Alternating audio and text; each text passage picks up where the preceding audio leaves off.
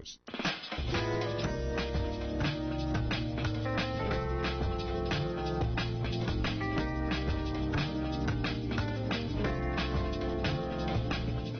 Volvemos a esta casa, no es hotel, estamos hablando del escenario internacional, hemos hablado de Brasil, toca hablar de Uruguay. Voy a volver a tu titular, Armando. Dijiste algo sobre el tema de que el socialismo continúa. El socialismo... Que la izquierda sigue ganando. Que la izquierda sigue ganando. Pero sufre. Pero sufriendo. Bueno, pero 3 de las 8 elecciones, o de los 8 países, digamos, que están en tema de izquierda, etcétera, que han tomado la opción de izquierda, han reafirmado. Lo que quiere decir que no ha habido, digamos, una penalización a los sectores sociales. Los sectores sociales siguen votando y siguen eligiendo a sus opciones, y tampoco un chance efectivo al neoliberalismo a reinstaurarse, digamos, en estos gobiernos. De hecho, la revista The Guardian ha dicho que el socialismo no hace daño a la economía. ¿Qué piensas sobre esto? No, a ver, si tú ves el balance, digamos, ya con cierta distancia de las 3 últimas elecciones, efectivamente uno ve una enorme vitalidad de las izquierdas en América Latina. Basta ver el 62% de Evo, que en serio, que para parámetros mundiales lograr 62 en tu tercera elección es grande, es muy muy fuerte. La elección uruguaya, que tal vez no hemos comentado, pero ahorita podemos hacer, ha sido mucho mejor de lo que auguraban las encuestas. Sí. De lejos. De hecho el dato fuerte anoche ya era que el Frente Amplio ha mantenido la mayoría, tiene la mayoría en el Casi Parlamento. gana en primera vuelta. Casi gana en primera vuelta. Ha estado a 2 puntos de ganar en primera vuelta. Entonces, digamos, esa especie de agotamiento que aparecía muy fuerte en los medios sobre Uruguay en cuanto al Frente Amplio no se ha ratificado, y yo creo que no hay elementos ahí para decir que hay. Probablemente la elección brasileña ha sido la más compleja para las izquierdas de estas 3, ¿no es cierto? Porque sí, efectivamente, ahí, como te decía hace un rato, ha habido un suspenso hasta el balotaje, y eso es probable. Ahora, obviamente la elección brasileña era la elección en el continente, es decir, un cambio de signo político en el Brasil sí era una señal potente, no solamente para el Brasil, sino para toda la región. Y probablemente esa es la que ha dado más este tono de que había algo más en juego, y no solamente era una especie de ruta de victorias de las izquierdas. Entonces hay que matizar esta impresión. Sin embargo, sí, yo quisiera agregar un dato sociológico importante que me parece que sí tiene que hacernos pensar. Es que en el caso del Brasil, por ejemplo, es un tema de temporalidad. El gobierno del Frente Amplio está empezando su tercer gobierno, es decir, está más o menos 8 años en el gobierno, ¿no es cierto? Probablemente el caso del Brasil es el caso de un gobierno que está más maduro, ¿no? Está empezando su 13º año de gobierno, va a empezar. Estamos hablando de 12 años de un mismo partido al mando, digamos, del gobierno. Y yo creo que eso también nos tiene que hacer pensar, también por el caso de Bolivia, porque yo creo que es el Brasil el que muestra algunas señales que sí me parece que son interesantes, no diría de agotamiento de la izquierda, pero sí de que la izquierda tiene que empezar a repensar nuevos contextos en los cuales va a tener que encarar en los próximos años los procesos electorales. Doy 2 datos, ¿no es cierto? Una de las cosas más fuertes de este proceso electoral brasileño es que, bueno, varios estudios sociológicos han demostrado que parte de las clases medias que se han beneficiado con el gobierno del PT, en esta ocasión no han votado por el PT. Es decir, es interesante. Cierto, al final el voto popular salvó a Dilma Rousseff y le permitió tener la mayoría, pero es evidente también que el PT retrocedió, por ejemplo, en baluartes en los sectores de trabajadores de Sao Paulo, en las clases medias del sur, en Porto Alegre. Exacto, en regiones donde había tenido una implantación social y política muy fuerte. Y el análisis que se hace es que efectivamente hay ciertos nuevos malestares, hay ciertas nuevas demandas, y esto es interesante en sectores que se han beneficiado por el proceso de progreso social de los últimos 10 años, pero que en un nuevo contexto empiezan a plantearte probablemente nuevos tipos de demanda, ¿no es cierto? Y el segundo elemento, coincidiendo con lo de Fernando y con eso cierro, es la economía. De alguna manera el largo ciclo del PT de 12 años se hace en un ciclo de enorme expansión de la economía extractivista y de crecimiento muy fuerte de la economía extractivista, minas, soya en el caso del Brasil. Estamos claros de que no es que va a haber un gran derrumbe en los próximos años, pero que ya no vamos a crecer a las tasas que hemos crecido en los últimos 10 años, ¿no es cierto? No parece que se va a derrumbar, pero sí no vamos a crecer a la misma tasa. Y eso tiene implicaciones muy fuertes en términos de la política social. Pero eso es normal en un ciclo económico, ¿no? Exacto. Pero es lo que los economistas llaman el fine tuning. Yo discrepo una cosa. Yo no creo que el Brasil sea tan dependiente del ciclo de las materias primas como el resto de los otros países. Porque en realidad el problema del Brasil es interno. Es decir, es una economía que produce muy caro y que no compite con el resto del mundo porque es muy proteccionista, ¿no? Y entonces está subvencionando sus industrias. Lo hace como parte de un proyecto de desarrollo nacional que viene desde muy atrás, pero que termina encareciendo muchísimo la vida, ¿no es cierto? Y cuando ya la expansión por razones internas, gracias al crédito que ha sido muy generoso en estos años y demás, ¿no es cierto?, de las clases medias, a la salida de la pobreza de muchos, etcétera, se detiene por razones físicas, ¿no es cierto?, naturales, porque el crédito hay que repagarlo, porque ya no se puede comprar más casas, porque no hay un momento de inflexión. Entonces las deficiencias del Brasil respecto a por ejemplo, las oportunidades de inversión que ofrecen otras economías enormes, ¿no es cierto?, hacen que haya menos trabajo y menos producción en el Brasil, porque es mejor para un inversionista extranjero, no sé, holandés, ¿no es cierto?, ir a otro país, ¿no?, a China o a México, claro, que ir al Brasil, donde se va a encontrar además con un estado sumamente burocrático. Fernando, y demás, ¿no? Entonces, es un tema muy particular del Brasil. Obviamente no le conviene que la situación de Sudamérica sea mala, por supuesto, ¿no? Pero creo que ha comenzado antes que la crisis de los commodities y va a tener otro tipo de resolución. Fernando, yo tengo una pregunta muy concreta que se la hice también a Armando. De Garnier decía, el socialismo no le hace mal a la economía. ¿Tú estás de acuerdo? Ya que el anterior bloque dijiste que de lo que te encanta hablar es de economía, contéstame eso. Aprovecha. Bueno, pero depende qué entiende de Garnier por socialismo, porque dice que Evo Morales es socialista, por ejemplo, con lo que yo discrepo, ¿no? Y dice que Mujica es socialista, ¿no? Ahora tú puedes tener una versión muy anglosajona de el socialismo como estatismo, ¿no? Y el estatismo, por supuesto, puede ser exitoso económicamente, ¿no es cierto? Es más, es justamente allí donde hay más éxito económico, donde ahora encontramos estatismo, ¿no? El caso boliviano, como que se está mostrando como ejemplo mundial.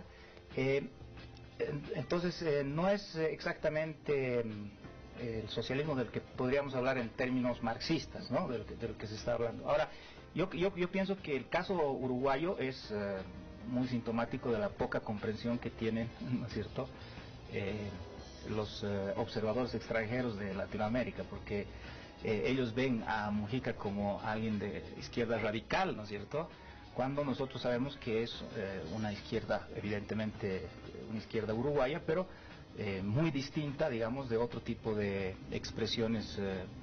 Con ciertas moderaciones, sin duda. Claro, es una izquierda sumamente democrática, ¿no es cierto?, institucionalista, ¿no? Entonces, de las tierras ni hablar. Mire, yo he visto, no sé si ustedes han visto, un periódico boliviano ha reproducido los diferentes comentarios que ha merecido la elección de Evo Morales, y dices, Dios mío, si por estos me informo de las otras elecciones en otros lugares, realmente estoy en problemas, porque la visión que tiene, con excepciones, por ejemplo, el país, que tiene un conocimiento más cercano de Bolivia, pues no estar de acuerdo, pero se nota más conocimiento. En cambio, The Guardian, The Economist, en muchos casos realmente tocan solamente la superficie más.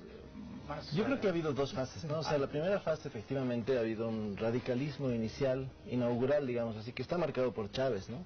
Me parece que todo el periodo, sobre todo inicial del chavismo, y todas sus repercusiones acá, Evo Morales, Correa, Ortega, no sé, efectivamente mostraban esa especie de posicionamiento desde la izquierda, pero yo creo que la izquierda en general, no solamente en estos países del ALBA, sino en general, ha sabido reinventarse, y yo creo que el éxito en esta segunda fase puede ser atribuido al hecho de que más bien se ha centrado, es decir, que ha ido dejando lentamente, de forma muy disimulada, casi inadvertida, ¿no es cierto?, sus primeras banderas, y lentamente ha ido reacomodándose al sistema y se ha convertido de pronto en una carta de estabilidad, en una carta de continuidad, ¿qué es lo que los organismos multilaterales elogian? ¿No es cierto? Es decir, bueno, antes había muchos problemas, antes había muchos conflictos sociales, ahora ha llegado esta izquierda que comenzó efectivamente propulsada por los conflictos sociales, pero que llega al gobierno y se modera.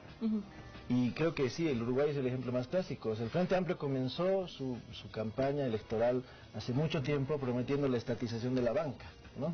Y lo que ha terminado haciendo es legalizando la marihuana. Es decir, no ha perdido radicalismo, porque esta es una estrategia contra las drogas muy innovadora, muy importante, pero ha ubicado su radicalismo en otros lugares. Es decir, ya no afectando, digamos, los intereses económicos dominantes, que era una bandera típica de la izquierda, sino bien buscando quizás otros escenarios, lugares donde se puedan hacer reformas sustantivas, pero que ya no tienen esa conflictividad del principio. Dando continuidad al tema de los escenarios a los que te refieres, Rafa, a mí me llamó mucho la atención que Lacalle, el opositor a Tabaré, maneja un discurso parecido, un discurso a lo Capriles, un discurso a lo Massa, un discurso a lo Rodas, ¿no?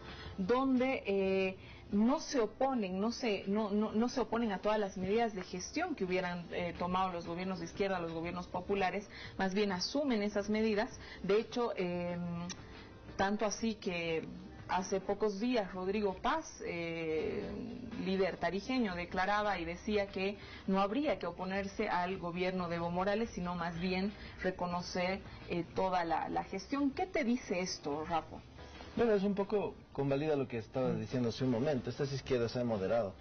En algún momento Vargas Llosa dividía a las izquierdas en vegetarianas y carnívoras, ¿no es cierto? Considerando carnívoro a Hugo Chávez y considerando muy vegetariano, digamos así, en este caso Tabaré Vázquez, Mujica, ¿no? Como diciendo que hay dos temperamentos.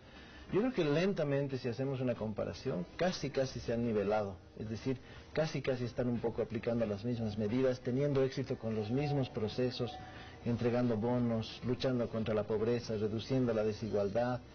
De alguna manera se han concentrado en ese tipo de medidas y planteamientos, y eso las ha hecho muy amistosas. Para volver a lo que decíamos, hacen un estatismo moderado, ¿no? Y eso es lo que The Guardian llama socialismo, ¿no? Y dice, el socialismo no está contrario al... Todavía ese es el socialismo en el Reino Unido. Ahora, es el tema de los descentramientos, si te das cuenta, ¿no? Finalmente, si algo han construido las izquierdas en estos casi un decenio que están con diferentes temporalidades, pero un decenio en los gobiernos en América del Sur, es que han construido una serie de referentes en políticas públicas y también una serie de referentes ideológicos muy potentes, ¿no es cierto? Que poco a poco todos los sectores políticos los han empezado a asumir, ¿no es cierto? Entonces, el hecho de que Rodas, de que hasta Macri o Lacalle, ¿no es cierto? O el propio Aécio, en cierto sentido, que ha tratado, buena parte de su campaña así, tratar de aplacar los temores de que iba a quitar la Bolsa Familia, etc. Mucho menor él, ¿no? Mucho menor. Porque tenía la radicalidad del otro lado que los otros no la tienen. Pero mira lo de Marina Silva, que no hemos hablado, ella sí planteó claramente esa especie de acercamiento al PT en términos de ciertos temas, que ya, pero ese es un tema también que también la izquierda tiene que irlo pensando, ¿no es cierto? ¿Qué pasa cuando ciertos de tus temas ya se vuelven un cierto sentido común en la sociedad y entonces ya son diferentes grupos los que pueden utilizar tus temas, ¿no es cierto? Eso es lo que, digamos, los marqueteros políticos llaman triangulación, ¿no? ¿Y qué opinas sobre eso, justo? O sea, sobre la construcción de los perfiles opositores a estos gobiernos de izquierda. Yo creo que justamente, yo creo que es una cuestión es simplemente de pragmática, ¿no es cierto? ¿Qué haces tú cuando, hay un buen texto sobre Bolivia de eso de Fernando, ¿qué hace la oposición cuando te das cuenta que socialmente hay una serie de valores, hay una serie de ideas, hay una serie de visiones de país que son hegemónicas? Así que no es un problema que te guste o no te guste, eso está en la cabeza de la gente. Y que si tú te pones frente a eso, no vas a tener éxito electoral. Ya sea por convicción o por pragmatismo, tú tienes que empezar a tomar algunos de esos elementos para poder ser eficiente. En Bolivia, ¿quién crees que haya sido o quiénes sean los perfiles que estén tomando estos elementos? Yo te voy a lanzar algunos nombres. Luis Revilla, Ernesto Suárez, mismo Rodrigo Paz. Mira, yo me arriesgaría, es que esas son grandes preguntas, pero yo me arriesgaría que, por ejemplo, me parece que el perfil que se quiere construir del alcalde de La Paz se parece a eso, ¿no? Son personajes, digamos, desde las oposiciones que pueden agarrar elementos digamos, de la visión nacional popular, replantearlos, probablemente meterles eficiencia, meterles renovación, ¿no es cierto? Mira que hay un rasgo interesante en Rodas, en Lacalle es que ambos son hombres jóvenes. Y uno de los elementos importantes... También, ¿no? Y Capriles también. Además, y uno de los elementos es ese tema de innovación y de juventud, ¿no es cierto? Agarras los temas de la izquierda, digamos, nacional popular, pero los empaquetas, digamos, poniéndoles eficiencia, poniéndoles innovación. Y un poco ese es y cierto grado de desideologización también. Claro. Y entonces esos son, al parecer, paquetes electoralmente más potentes para reposicionarte, ¿no es cierto? Para enfrentar, en realidad, ¿no? Sí. Ahora hay que poner para un lograr matiz. medirse electoralmente. Claro, hay que poner un último matiz. Hasta ahora, digamos, ninguno de esos candidatos ha tenido un éxito presidencial. Han tenido éxitos parciales, ¿no es cierto? Capriles se ha acercado mucho al chavismo. Rodas ha ganado Quito, pero no ha tenido un buen desempeño en la presidencial. Ahora Lacalle, digamos, se ha acercado, pero no ha roto la hegemonía del Frente Amplio. Y el propio Macri está a 1/3 de la votación, está todavía lejos de poder acercarse. Pero me parece también que hay una evolución política ahí en las derechas que nadie se queda dormido eternamente. Es eso, ¿no? Yo diferenciaría dos clases de oposición: la denegatoria, que en nuestro caso fue Tuto Quiroga, por ejemplo, ¿no?